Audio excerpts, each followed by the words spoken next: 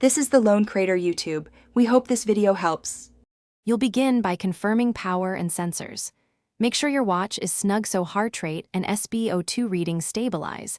This improves calorie accuracy. Open the workout app and pick the closest activity type or tap plus to create a custom profile.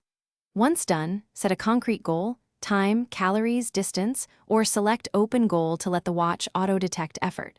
Press start.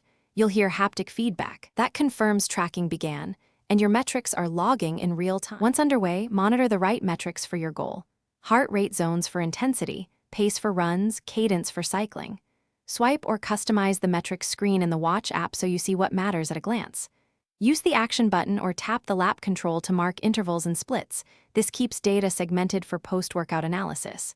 If you need to pause, press firmly or use the pause control. Make sure to glance briefly. Don't stare. Safety first.